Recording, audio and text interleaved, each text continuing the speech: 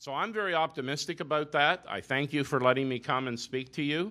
There are a lot of issues, and there are so many opinions on the details of provision, but what I hope we can all agree on is that we need a system in Canada where kids who have barriers to their successful learning and who have disabilities and who have other special needs are accommodated effectively, with enthusiasm, with support to their teachers, so that they can experience the success that many of us have had in school.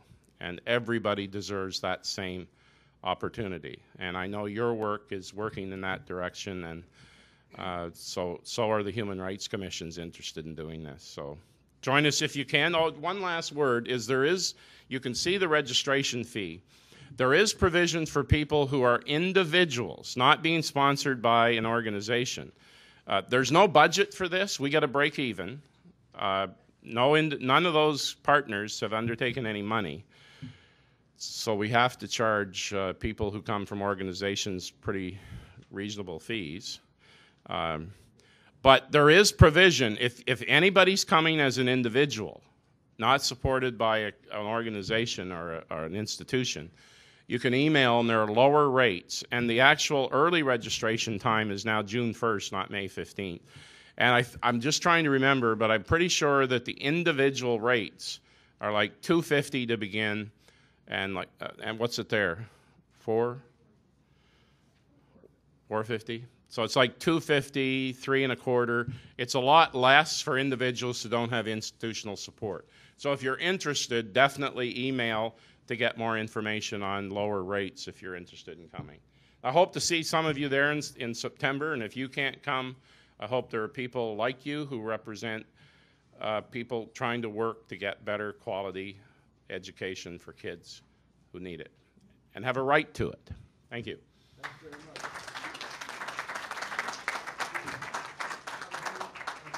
Entertain a few questions here. Sure. By the way, one of the questions that comes to my mind, sorry, in terms of the proceedings from that meeting, if some people are not only for fees but just are not around at that time, Right. the possibility of getting the proceedings is something. We're working on that. Ryerson University is one of the partners, and we're working hard to try to get a system so that Ryerson students will be there to be recorders, and we'll certainly add the speeches of the keynote speakers.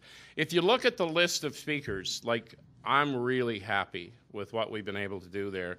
Advocates for people with disabilities like Catherine Frazee, who's tremendous.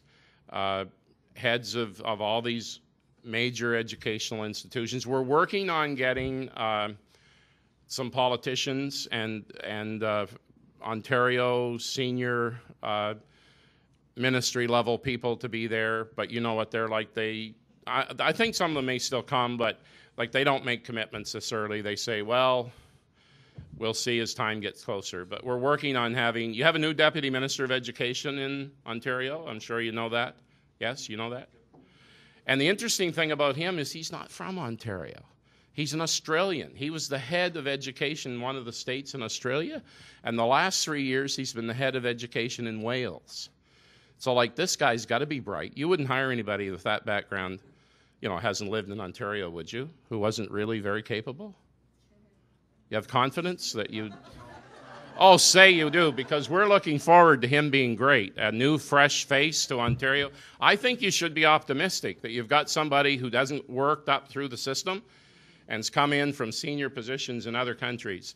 And so we're going to try to get him to come to this forum and address the issues. And I'm sure his perspective is different than the traditional perspective here in the ministry in Ontario. So we have elements besides these speakers of getting some political leaders from other provinces, but more particularly Ontario. So we're going to try to make it something where the record of the meeting will be the launching for more work to connect human rights with the work that you do day to day. Barbara, trick question coming. A trick question? Barbara doesn't look tricky. Oh, great.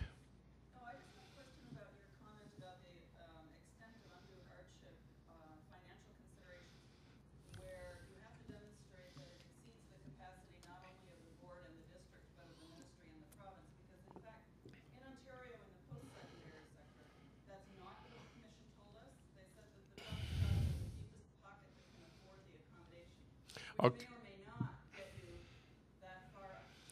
Well, our It's not a question of just going through the various levels. yes, It's the point at which the cost can be accommodated. yeah. Is that That doesn't sound unreasonable, but our lawyer, and you know, I mean, I love lawyers. I know many of them well, but careful? I'm related to three of them. no, and that's great. But you know, from having three of them you're related to, you ask a question, they'll all have a slightly different answer, right? No, this wasn't from a lawyer. This was from the Ontario. I know, but they're depending on lawyers.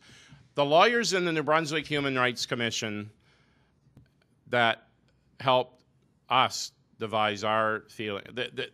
Our statement about this is based on case law, and it's case law that's Canadian, and it's from the Supreme Court of Canada. That's our judgment. I'm not saying that somebody else wouldn't come up with another one, but it's clearly at a higher level than the school, and it's certainly not the special ed budget of the district. It's at least the budget of the district, and if you're dealing with the Toronto District School Board, that's one heck of a lot of cash. And if you're and we think it's at least the level of the Ministry of Education in New Brunswick, if not the province. And our Minister of Education acknowledges that it's the capacity of the province. If the Ministry of Education needs an extra $1 million to do something, say for 10 kids, can the province of Ontario afford an extra $1 million? Of course they can. Those two answers are not mutually exclusive necessarily. No, That you go to the deepest pocket, which in fact, depending on the cost, may be administrative. that's right. Or you may have hit that level earlier than that because the cost could be met. I think that in our country, with the wealth and prosperity that exists here, that all of the reasonable things that your neighbors are going to think are reasonable, and I think they're pretty generous, I don't think those issues should be obstacles to the success of a child in our schools. And I think that long term we will achieve that if we work effectively and persistently. This gentleman's had his hand up for quite a while here. If I could just quickly respond to your question. There is one case decision with the Ontario Human Rights Commission that forced a school board to pay for interpreting services. So there was a settlement there. But anyway, moving on to my point. Your chart here and making a commitment to education for all.